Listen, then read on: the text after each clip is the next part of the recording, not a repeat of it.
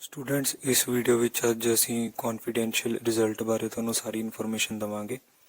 ਪਹਿਲੀ ਗੱਲ, confidential result ਉਹ ਰਿਜ਼ਲਟ ਹੁੰਦਾ ਹੈ ਜਿਹੜਾ ਯੂਨੀਵਰਸਿਟੀ ਐਡਵਾਂਸ ਵਿੱਚ ਤੁਹਾਨੂੰ ਇਸ਼ੂ ਕਰਦੀ ਹੈ। ਰੀਜ਼ਨਸ ਹੋ ਸਕਦੇ ਆ, ਤੁਹਾਨੂੰ ਆਪਦਾ ਰਿਜ਼ਲਟ ਅੱਗੇ ਕਿਸੇ ਐਡਮਿਸ਼ਨ ਪ੍ਰੋਸੈਸ ਵਾਸਤੇ ਚਾਹੀਦਾ ਵਾ, ਜਾਂ ਤੁਸੀਂ ਕਿਸੇ ਜੌਬ ਵਾਸਤੇ ਅਪਲਾਈ ਕਰ ਰਹੇ ਹੋ ਅਤੇ ਉਹ ਤੁਹਾਡਾ ਰਿਜ਼ਲਟ ਮੰਗ ਰਹੇ ਨੇ, ਤਾਂ ਫਿਰ ਇਹਨਾਂ ਚੀਜ਼ਾਂ ਵਾਸਤੇ ਤੁਸੀਂ ਆਪਦਾ ਰਿਜ਼ਲਟ ਟਾਈਮ ਤੋਂ ਪਹਿਲਾਂ ਲੈਣ ਲਈ ਕੌਨਫੀਡੈਂਸ਼ੀਅਲ ਰਿਜ਼ਲਟ ਦੇ ਅੰਡਰ PU ਨੂੰ ਅਪਲਾਈ ਕਰ ਸਕਦੇ ਹੋ। ਆਮ ਤੌਰ 'ਤੇ ਆਪਾਂ ਇੱਕ ਫਾਰਮ ਡਾਊਨਲੋਡ ਕਰਦੇ ਹੁੰਦੇ ਹਾਂ ਜੋ ਕਿ ਔਨਲਾਈਨ ਅਵੇਲੇਬਲ ਹੁੰਦਾ ਹੈ, ਅਤੇ ਉਸ ਔਨਲਾਈਨ ਫਾਰਮ ਦਾ ਅਸੀਂ ਲਿੰਕ ਆਪਦੇ ਬਾਇਓ ਵਿੱਚ ਪਾ ਦਾਂਗੇ ਅਤੇ ਤੁਸੀਂ ਉਹ ਚੈੱਕ ਕਰ ਸਕਦੇ ਹੋ ਉੱਥੋਂ ਲਿੰਕ, ਜੇ ਫਾਰਮ ਡਾਊਨਲੋਡ ਕਰਨਾ ਹੋਵੇ। ਇਸ ਫਾਰਮ ਦਾ ਲਿੰਕ ਅਸੀਂ ਆਪਦੀ ਡਿਸਕ੍ਰਿਪਸ਼ਨ ਵਿੱਚ ਪਾ ਦਿੱਤਾ ਹੈ, ਤੁਸੀਂ ਚੈੱਕ ਕਰ ਸਕਦੇ ਹੋ। ਇਸ 'ਚ ਤੁਸੀਂ ਆਪਦੀ ਜੋ ਕਿ name of the examination, session and year, roll number, registration number, sorry detail ਇਸ ਵਿੱਚ ਜੋ ਪੁਆਇੰਟ 4 ਐਂਡ 5 'ਚ ਤੁਸੀਂ ਆਪਦੀ ਡਿਟੇਲਸ ਬਹੁਤ ਹੀ ਧਿਆਨ ਨਾਲ ਭਰਨੀਆਂ ਨੇ, ਕਿਉਂਕਿ ਇਹਦੇ ਉੱਤੇ ਹੀ ਤੁਹਾਡਾ ਰਿਜ਼ਲਟ ਬੇਸ ਹੋਏਗਾ। ਅਤੇ ਇਸ ਵਿੱਚ ਤੁਸੀਂ ਆਪਦਾ ਰੀਜ਼ਨ ਮੈਂਸ਼ਨ ਕਰਨਾ ਹੈ, ਪਰਪਸ, ਜੇ ਕਿਸੇ ਵੀ ਜਗ੍ਹਾ ਐਡਮਿਸ਼ਨ ਲੈਣੀ ਹੈ ਜਾਂ ਫਿਰ ਕਿਸੇ ਜੌਬ ਵਾਸਤੇ ਅਪਲਾਈ ਕਰਨਾ ਹੈ। ਅਤੇ 7th ਪੁਆਇੰਟ ਵਿੱਚ ਤੁਸੀਂ ਇੰਸਟੀਟਿਊਸ਼ਨ ਜਾਂ ਆਰਗੇਨਾਈਜੇਸ਼ਨ ਦਾ ਐਡਰੈਸ ਭਰਨਾ ਹੈ। ਤੁਸੀਂ ਆਪਦਾ ਐਡਰੈਸ ਨਹੀਂ ਭਰਨਾ, ਤੁਸੀਂ ਜਿਹੜੀ ਇੰਸਟੀਟਿਊਸ਼ਨ ਜਾਂ ਆਰਗੇਨਾਈਜੇਸ਼ਨ ਵਿੱਚ ਅਪਲਾਈ ਕਰ ਰਹੇ ਹੋ ਤੁਸੀਂ ਉਹਨਾਂ ਦਾ ਐਡਰੈਸ ਭਰੋਗੇ। ਐਂਡ ਉਹਨਾਂ ਦਾ ਐਡਰੈਸ ਵੀ ਬਹੁਤ ਹੀ ਡੀਟੇਲਡ ਹੋਣਾ ਚਾਹੀਦਾ, ਉਹਨਾਂ ਦਾ ਕੰਟੈਕਟ ਨੰਬਰ, ਉਹਨਾਂ ਦਾ ਈਮੇਲ, ਉਹਨਾਂ ਦਾ ਪ੍ਰੋਪਰ ਐਡਰੈਸ ਜਾਂ ਕੰਸਰਨਡ ਉਸ ਸਪੈਸੀਫਿਕ ਐਡਰੈਸ ਦੇ ਵਿੱਚ ਜਿਹੜੀ ਜਗ੍ਹਾ ਉਹ ਪਹੁੰਚਾਉਣਾ ਉਹ ਵੀ ਮੈਂਸ਼ਨ ਕੀਤਾ ਹੋਣਾ ਚਾਹੀਦਾ। ਅਤੇ ਫਾਈਨਲੀ ਤੁਸੀਂ ਆਪਦਾ ਫੁੱਲ ਸਿਗਨੇਚਰ ਅਤੇ ਆਪਦਾ ਐਡਰੈਸ ਡਿਟੇਲਸ ਮੈਂਸ਼ਨ ਕਰ ਦਿਓ।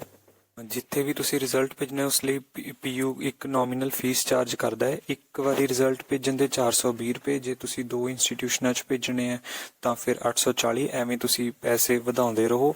ਅਤੇ ਜੇ ਤੁਸੀਂ ਆਪਦਾ ਰਿਜ਼ਲਟ ਆਊਟਸਾਈਡ ਆਫ ਇੰਡੀਆ ਭੇਜਣਾ ਹੈ ਤਾਂ ਉਹਦੇ 1365 ਰੁਪਏ ਪਰ ਰਿਜ਼ਲਟ ਦੇ ਚਾਰਜ ਕੀਤੇ ਜਾਂਦੇ ਨੇ। ਤੁਸੀਂ ਫੀਸ ਔਨਲਾਈਨ ਜਾਂ ਆਫਲਾਈਨ ਦੋਨੋਂ ਭਰ ਸਕਦੇ ਹੋ। ਜੇ ਤੁਸੀਂ ਆਫਲਾਈਨ ਭਰਨੀ ਹੈ ਤਾਂ ਉਹ ਪੋਸਟ ਆਫਿਸ ਜਾਂ ਬੈਂਕ ਵਿੱਚ ਜਾ ਕੇ ਭਰੀ ਜਾਊਗੀ, ਅਤੇ ਤੁਸੀਂ ਆਪਦਾ ਸਹੀ ਜੋ ਫੀ ਕੋਡ ਹੈ ਉਹ ਤੁਸੀਂ ਆਪਦਾ ਫਿਲ ਕਰ ਸਕਦੇ ਹੋ, ਜੋ ਕਿ ਹੈ M0500। ਅਤੇ ਔਨਲਾਈਨ ਭਰਨ ਵਾਸਤੇ ਤੁਸੀਂ PU ਦੀ ਵੈਬਸਾਈਟ 'ਤੇ ਜਾ ਸਕਦੇ ਹੋ, ਅਤੇ ਉੱਥੇ ਪੇ ਫੀ ਔਨਲਾਈਨ ਵਾਲਾ ਇੱਕ ਆਪਸ਼ਨ ਹੋਊਗਾ, ਉਸ 'ਤੇ ਕਲਿੱਕ ਕਰਕੇ ਜੇ ਤੁਹਾਡੇ ਕੋਲ ਪੁਰਾਣਾ ਪਹਿਲਾਂ ਤੋਂ ਅਕਾਊਂਟ ਹੈ ਤੁਸੀਂ ਆਪਦਾ ਸਿਰਫ ਲੌਗਇਨ ਕਰ ਸਕਦੇ ਹੋ। ਨਹੀਂ ਤਾਂ ਜੇ ਤੁਹਾਡੇ ਕੋਲ ਅਕਾਊਂਟ ਨਹੀਂ ਹੈਗਾ ਤੁਸੀਂ ਆਪਦਾ ਸਾਈਨ ਅਪ ਕਰਕੇ ਨਵਾਂ ਅਕਾਊਂਟ ਬਣਾ ਕੇ ਆਪਦੀ ਫੀਸ ਔਨਲਾਈਨ ਪੇ ਕਰ ਸਕਦੇ ਹੋ। ਤੇ ਆ ਤੁਸੀਂ ਆਪਦੀ ਵੀਡੀਓ ਤੇ ਦੇਖ ਪਾ ਰਹੇ ਹੋ, ਇਸ ਵਿੱਚ ਸਾਈਨ ਅਪ ਕਰਨ ਦਾ ਆਪਸ਼ਨ ਹੈ। ਹੁਣ ਮੈਂ ਸਾਈਨ ਇਨ, ਜੇ ਮੇਰਾ ਪਹਿਲਾਂ ਤੋਂ ਅਕਾਊਂਟ ਹੈ ਮੈਂ ਉਸ 'ਤੇ ਕਲਿੱਕ ਕੀਤਾ ਹੈ ਤੇ ਇੱਥੇ ਫੀ ਕੋਡ ਅਵੇਲੇਬਲ ਹੈ, ਤੁਸੀਂ ਇੱਥੋਂ ਆਪਦਾ ਫੀ ਕੋਡ ਚੈੱਕ ਕਰ ਸਕਦੇ ਹੋ। ਜਿਹੜੀ ਵੀ ਤਰੀਕੇ ਦੀ ਫੀਸ ਭਰਨੀ ਹੁੰਦੀ ਆ ਔਨਲਾਈਨ ਆਪਾਂ ਫੀ ਕੋਡ ਰਾਹੀਂ ਭਰ ਸਕਦੇ ਹਾਂ। ਤੇ ਇਹ 31 ਨੰਬਰ ਤੇ M0500 ਕੌਨਫੀਡੈਂਸ਼ੀਅਲ ਰਿਜ਼ਲਟ ਦਾ ਫੀ ਕੋਡ ਹੈ।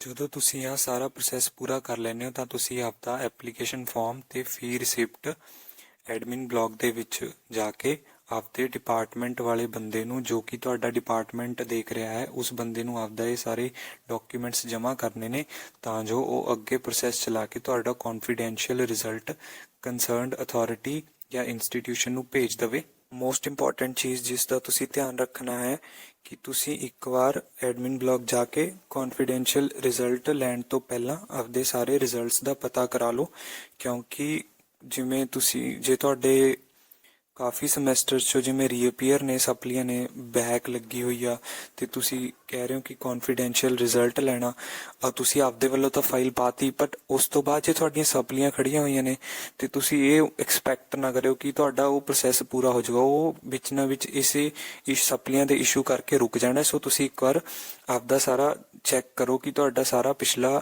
ਜੋ ਵੀ ਹੈ ਰਿਜ਼ਲਟ ਉਹ ਕਲੀਅਰ ਹੈ ਜਾਂ ਨਹੀਂ। ਇਹ ਸੀਗੇ ਸਾਰੇ ਮੇਨ ਪੁਆਇੰਟਸ ਜੋ ਕੌਨਫੀਡੈਂਸ਼ੀਅਲ ਰਿਜ਼ਲਟ ਲੈਣ ਵਾਸਤੇ ਧਿਆਨ ਵਿੱਚ ਰੱਖਣੇ ਜ਼ਰੂਰੀ ਨੇ। ਅਤੇ ਜੇ ਬਾਕੀ ਹੋਰ ਕੋਈ ਵੀ ਡਾਊਟ ਹੈ ਤੁਸੀਂ ਸਾਨੂੰ ਕਮੈਂਟ ਸੈਕਸ਼ਨ 'ਚ ਦੱਸ ਸਕਦੇ ਹੋ। ਅਤੇ ਹੁਣ ਅਸੀਂ ਗੱਲ ਕਰਾਂਗੇ ਜੋ ਕਿ ਜਿਵੇਂ ਹੁਣ ਸੈਸ਼ਨ 2019-20 ਦੀ ਕਰੋਨਾ ਵਾਇਰਸ ਕਰਕੇ PU ਨੇ ਇਹ ਸਾਰਾ ਪ੍ਰੋਸੈਸ ਔਨਲਾਈਨ ਕਰਨ ਦਾ ਆਪਸ਼ਨ ਪ੍ਰੋਵਾਈਡ ਕੀਤਾ ਹੈ, ਜਿਸ ਵਿੱਚ ਆਪਾਂ ਸਾਰਾ ਕੁਛ ਇਹ ਪ੍ਰੋਸੈਸ ਔਨਲਾਈਨ ਕਰ ਸਕਦੇ ਹਾਂ।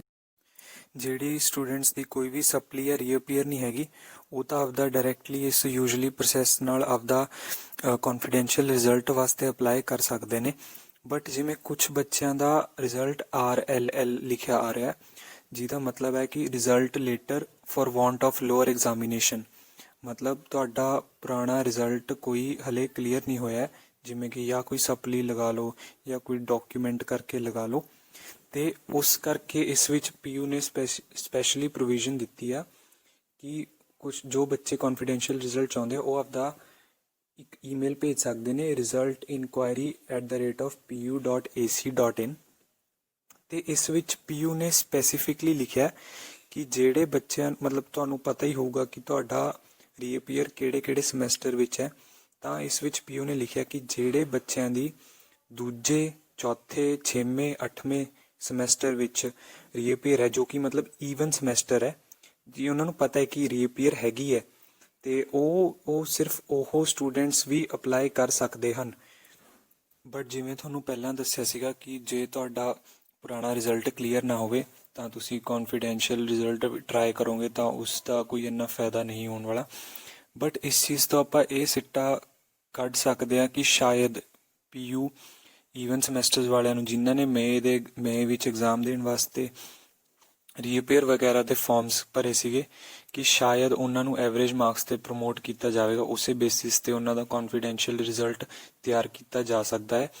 ਇਸ ਦੀ ਹਲੇ ਕੋਈ ਪੱਕੀ ਇਨਫੋਰਮੇਸ਼ਨ ਨਹੀਂ ਹੈ, ਬਟ ਜਦੋਂ ਵੀ ਉਹ ਆਉਂਦੀ ਹੈ ਉਹ ਅਸੀਂ ਤੁਹਾਨੂੰ ਦੱਸ ਦੇਵਾਂਗੇ। ਇਸ ਲਈ ਜਿਹੜੇ ਬੱਚਿਆਂ ਦਾ ਈਵਨ ਸਮੈਸਟਰ ਵਿੱਚ ਸਪਲੀ ਸੀਗੀ ਉਹ ਵੀ ਕੌਨਫੀਡੈਂਸ਼ੀਅਲ ਰਿਜ਼ਲਟ ਵਾਸਤੇ ਟਰਾਈ ਕਰ ਸਕਦੇ ਹਨ। ਉਸ ਤੋਂ ਬਾਅਦ ਤੁਸੀਂ ਈਮੇਲ ਕੰਪੋਜ਼ ਕਰਨਾ ਹੈ, ਜਿਸ ਵੀ ਤੁਹਾਡਾ ਈਮੇਲ ਤੇ ਰਿਜ਼ਲਟ ਇਨਕੁਆਇਰੀ ਵਾਲਾ ਈਮੇਲ ਪੀਯੂ ਦਾ, ਤੇ ਸਬਜੈਕਟ ਵਿੱਚ ਤੁਸੀਂ requirement of confidential result fill ਕਰਕੇ ਤੁਸੀਂ ਆਹ ਵਾਲੀ ਸਾਰੀ ਡੀਟੇਲਸ ਆਪਣੀ ਮੈਂਸ਼ਨ ਕਰ ਦੇਵੋਗੇ ਈਮੇਲ ਦੀ ਬਾਡੀ ਵਿੱਚ, ਤਾਂ ਜੋ ਤੁਹਾਡੇ ਜਿੱਥੇ ਵੀ ਤੁਸੀਂ ਚਾਹੁੰਦੇ ਹੋ ਕਿ ਤੁਹਾਡਾ ਉਹ ਪਹੁੰਚੇ ਰਿਜ਼ਲਟ, ਤਾਂ ਉਹ ਸਹੀ ਤਰੀਕੇ ਨਾਲ ਪਹੁੰਚ ਸਕੇ। ਬਾਕੀ ਗੱਲ ਔਡ ਸਮੈਸਟਰ ਦੇ ਰੀਅਪੀਅਰ ਸਟੂਡੈਂਟਸ ਦੀ, ਉਸ ਦੇ ਰਿਗਾਰਡਿੰਗ ਪੀਯੂ ਨੇ ਹਲੇ ਕੋਈ ਵੀ ਇਨਫੋਰਮੇਸ਼ਨ ਨਹੀਂ ਦਿੱਤੀ ਹੈ। ਤੇ ਜਿਵੇਂ ਕਿ ਨਾਰਮਲ ਪ੍ਰੋਸੈਸ ਹੈ, ਜਿਵੇਂ ਕਿ ਔਡ ਸਮੈਸਟਰ ਪਹਿਲਾ, ਤੀਜਾ, ਪੰਜਵਾਂ, 7ਵਾਂ, ਇਹਨਾਂ ਸਮੈਸਟਰਾਂ ਦੀ ਸਪਲੀ ਦਾ ਐਗਜ਼ਾਮ ਮੋਸਟਲੀ ਵੈਸੇ ਦਸੰਬਰ ਦੇ ਆਸ-ਪਾਸ ਹੁੰਦਾ ਹੈ ਔਡ ਸਮੈਸਟਰ ਦੇ ਨਾਲ ਹੀ। ਤੇ ਹਲੇ ਉਸ ਦੇ ਰਿਗਾਰਡਿੰਗ ਜਦੋਂ ਸਾਨੂੰ ਕੁਝ ਵੀ ਨਵਾਂ ਅਪਡੇਟ ਮਿਲਦਾ ਹੈ ਅਸੀਂ ਤੁਹਾਨੂੰ ਜ਼ਰੂਰ ਦੱਸਾਂਗੇ। ਬਾਕੀ ਤੁਸੀਂ ਸਾਡਾ ਚੈਨਲ ਸਬਸਕ੍ਰਾਈਬ ਕਰ ਸਕਦੇ ਹੋ ਤਾਂ ਜੋ ਤੁਸੀਂ ਕੋਈ ਵੀ ਇੰਪੋਰਟੈਂਟ ਨੋਟੀਫਿਕੇਸ਼ਨ ਮਿਸ ਨਾ ਕਰੋ।